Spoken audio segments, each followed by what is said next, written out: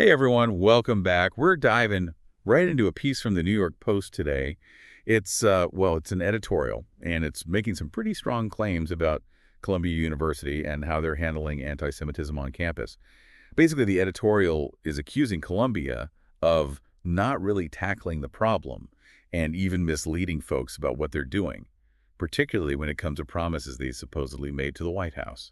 Yeah, there's this whole idea the editorial puts forward that Clemay is saying one thing publicly about fighting anti-Semitism, but then behind closed doors, it's a totally different story. Okay, so to understand what they're getting at, we got to look at the specifics, right? And the Yes. first thing the editorial jumps into is this whole controversy around mask bans on campus. Apparently, Columbia pledged to the White House that they'd ban masks. Right. I think this was tied to those concerns about protests and maybe even to protect their federal funding, which I think has been a point of contention before. Oh, absolutely. That's the context here. What's really interesting is what the New York Post is saying. They're citing reports that interim president Katrina Armstrong basically told faculty, hey, don't worry, there's no real mask ban happening here. Wow.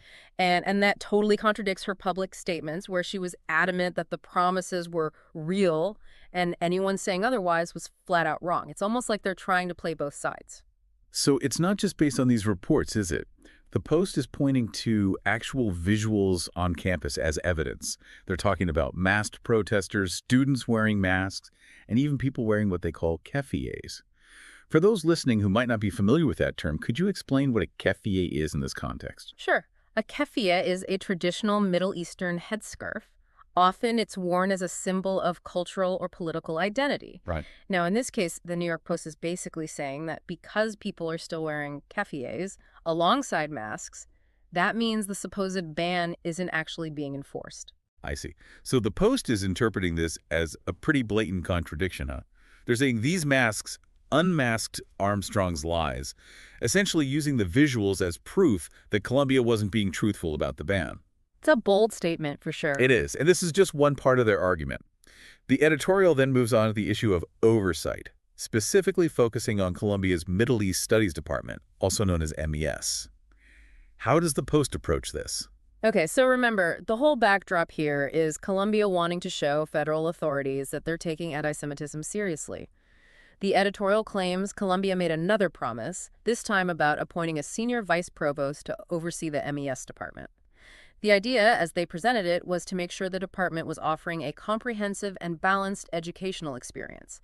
But reading between the lines, it's about addressing potential concerns about anti-Israel bias in the curriculum or the perspectives being presented. Yeah, that makes sense. But the editorial doesn't stop there, right? They go on to allege another instance of doublespeak, don't they? That's right. They bring up a Wall Street Journal report and claim that Armstrong and others from the university basically reassured faculty that this new oversight role wouldn't actually change how the MES department operates. So it's like they're saying, look, we created this position to appease the feds, but don't sweat it. Nothing's really going to change. It kind of seems like that undermines the whole point of making the promise in the first place, doesn't it? If the faculty are told it's business as usual, how can things really shift towards a more balanced approach, if that was even their true intention? Right, and that's precisely where the editorial's argument goes next. They connect these dots and conclude that Columbia is trying to pull one over on the federal government to deceive them so they can keep that sweet, sweet federal funding coming in. And that leads us to the next big point the editorial raises. Yeah. The potential consequences for that funding. They don't mince words about what they think should happen if Columbia is found to be acting this way. Absolutely. They're very direct. They argue that if Columbia has been dishonest in its dealings with the government about these issues, then the government has every right to cut off all federal funds to the university. And to really drive that point home, they bring up a historical parallel. Yeah, the civil rights movement. Could you break down that comparison for us? Sure. They basically draw a line between how the government dealt with racial segregation back in the 1960s and what's happening now with concerns about anti-Semitism on college campuses. They specifically say that Washington didn't tolerate racism in schools back then, so it shouldn't be footing the bill for anti-Semitism today. The message is clear. Just like funds were withheld from institutions that were discriminating based on race, they should be withheld from universities that are seen as tolerating or enabling anti-Semitism. It's a powerful comparison. It really frames the financial stakes as a matter of principle. However, whenever we talk about regulating campus activities and funding cuts, the concepts of academic freedom and free speech come into play. How does the editorial address those arguments in this situation? Well, it's interesting. They're pretty quick to dismiss those principles in this particular context. They make a very clear distinction between protected free speech and what they consider to be unacceptable behavior. And they give specific examples, right? Yeah. What are those things that they say are beyond the pale? Yep. They explicitly mention harassment, intimidation, and violence against Jews as being unacceptable. They also talk about setting up what they call restricted pro-terror anti-Semitic encampments and things like taking over a building, damaging property, and scuffling with employees. These, they argue, are actions, not protected speech.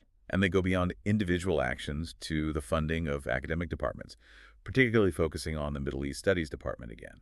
Yeah, they argue that the government has no obligation to fund divisive, untrue smears about Israel, America, Jews, whites, or the West. They believe that while a university can host such perspectives, it shouldn't be using taxpayer dollars to do so. To really hammer home their point, Yeah. they use a really striking analogy. They do. They compare it to the idea of tolerating masked KKK members harassing black people or hiring open racists to teach African American studies. The message is clear. Antisemitism should be viewed with the same level of condemnation, and funding shouldn't support what they see as similar situations within a university. The editorial wraps up with a pretty strong statement about Columbia's progress, or lack thereof, on these issues. Right. Their final assessment is that more than a year after Columbia became, in their words, the poster campus for anti-Semitism, it remains completely unchanged. It really underlines their main point that the university isn't genuinely addressing the problem and is continuing to operate in a way that they find unacceptable. So if we strip away all the layers, what's the core accusation that the New York Post is making against Columbia University? At its heart, they're accusing Columbia of deliberately misleading the public and federal authorities about how much they're actually doing to fight anti-Semitism on campus. They use pretty strong language, saying they're lying big time and doing it in a clumsy way. And the implication is that this alleged dishonesty is a calculated move to keep that federal funding flowing without truly addressing the root of the problem. Their stance is pretty clear. If Columbia doesn't willingly and transparently take steps to address these issues, then they shouldn't expect to receive any financial support from taxpayers. Exactly. It's about accountability. They're suggesting that federal funding should depend on demonstrable and verifiable actions to fight anti-Semitism and make sure all students have a safe and inclusive environment. Well, this editorial certainly doesn't pull any punches, does it? It paints a pretty stark picture of what's happening in Columbia, claiming deception and a potential disregard for commitments made to federal authorities. It really makes you think about the tightrope universities have to walk when dealing with these sensitive and complex issues, especially when they're under so much public and political pressure. It definitely highlights the pressure cooker that academic institutions are in as they try to handle these emotionally charged issues like anti-Semitism. Given the editorial's strong claims and the specific examples they raise, like the whole mask ban controversy and the debate around oversight of the Middle East Studies Department, what do you make of the challenges universities face in addressing such issues? How do they balance internal and external pressures? What broader lessons, if any, can other universities facing similar scrutiny learn from this? What does this tell us about the evolving relationship between academic institutions, external stakeholders, and those crucial principles of transparency and accountability? It's a lot to consider, and it'll be interesting to see how this all unfolds.